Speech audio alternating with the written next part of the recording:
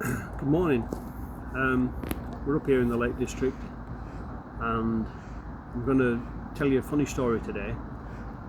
It's funny now, looking back on it, but it wasn't funny at the time. It was very, very tough at the time.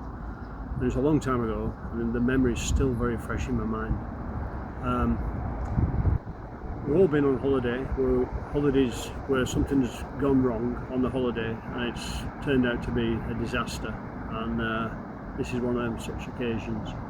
Well, I'm not going to start at the beginning where the holiday started. I'm going to start a week before.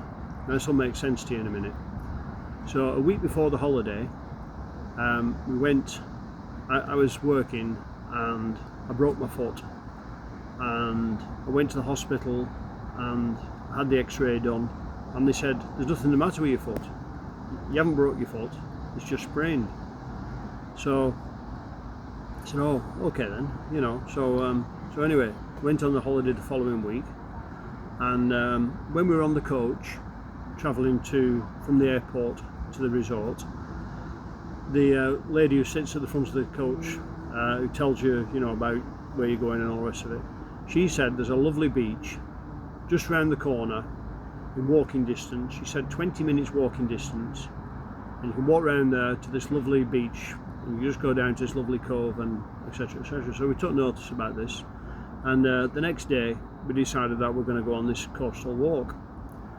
So we prepared ourselves. We have 4 young children with us, and I went to the shop and I bought this enormous watermelon, about this big, honestly, a big watermelon, and a knife. I had to buy a knife and a bottle of water, and that's what we had.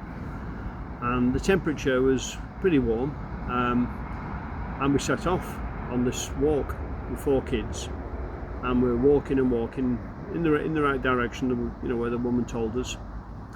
And we're thinking to ourselves, obviously we're way more than 20 minutes now, and we wasn't anywhere near any beach or anything. You know what I mean? We were sort of like going up this mountain path. So after 2 hours of walking, kids again obviously a bit upset. The temperature's getting really hot now, and there's a couple walking the other way, and we said, how far is it to this cove? And he said, oh mate, he says, you'll never make it. He said, you've got to turn round and go back. So I said, what? So I'm looking down over the side of this ravine down to the beach, and I can see there's a path leading down, and it's a bit of an unmade path, you know what I mean? You need a jeep or something to get down there, but you can walk down there. And I said, I'll tell you what, we'll go down here, we'll go down this pathway down to this little cove that we could see.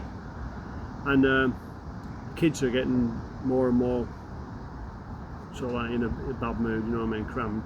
And we walked down to this corner, and we were a bit dishevelled by now. 2 hours we've been walking, probably 2.5 by the time we got down the bottom of this track. And we decided to have the watermelon.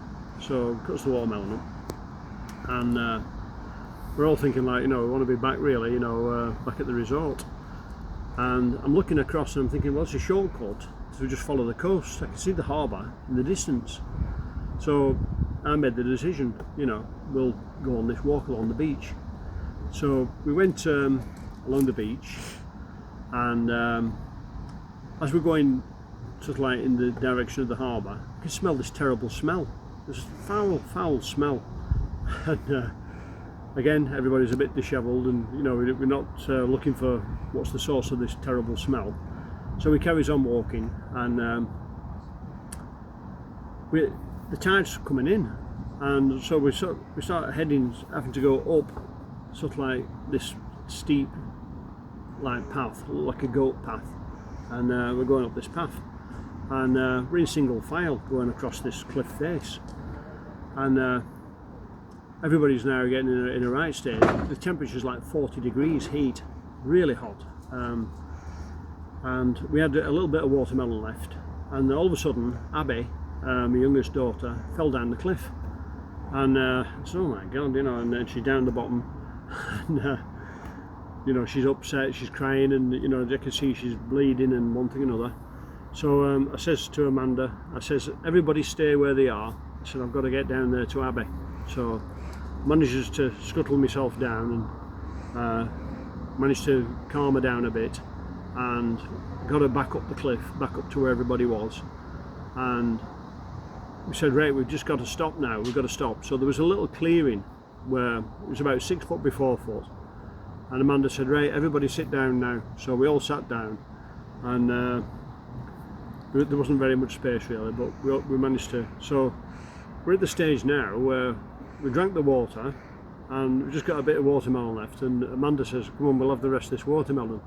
So I said, let the children have it. You know, it was getting that was serious. That was the situation. There's froth coming out of my mouth. I was that dry and hot and everything. So I said, right, I'll try and see if we can get further up this cliff. So I was looking, I thought there's no chance. And at this point I'm thinking of flagging down a boat. You know, see boats going past and one thing up and down the coast.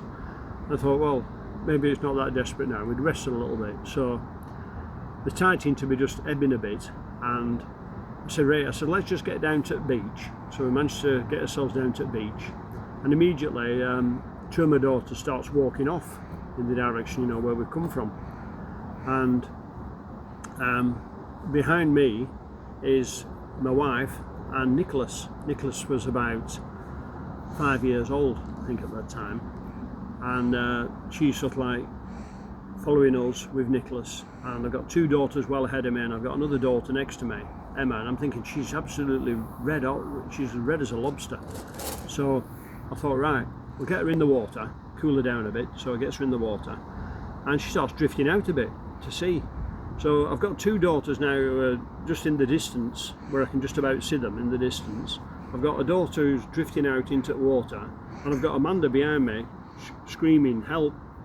So I thought, right, I have to go back to see what's the matter with Amanda, which is about 70 feet behind me.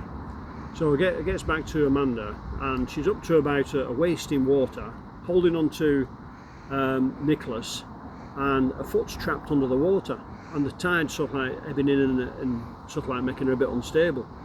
So just as I approached near to her, she managed to free her foot, and she managed to get out. So I nips back quickly then to Emma, and Emma's like a bit further out now, and I'm just about to dive in and go and fetch Emma back. I'm saying to Emma, swim back in, swim back in. And I'm trying to keep my eye on the two daughters who are like way ahead of us.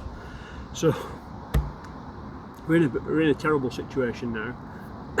I'm there with a broken foot, which you know, has not been diagnosed as broken. Amanda's now got an injured foot. Abby's all covered in blood. Emma's sort of, you know, really severely sunburned, and you know, two daughters are off in the distance. So I said to Amanda, I've got to get after the two that's ahead. So I'm trying to catch up with them, and it comes back to this place where this terrible smell is. Terrible smell. And I thought, I'm going to have a look, see what this is. You know, it's like an idyllic sort of place. And as I look, and about 100 foot up from the water's edge, there's a big pile of pebbles, and it's about 7 feet long.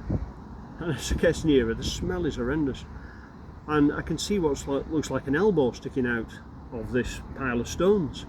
And I thought, Christ almighty, there's a body in there, and I can see like skin that looks like it had gone sort of grey, you know, with the sun, and bleached sort of thing, you know. So I thought, Christ almighty, but we're in such a terrible state. I'm not going to worry everybody else about this. You know, obviously this has been there for a long time.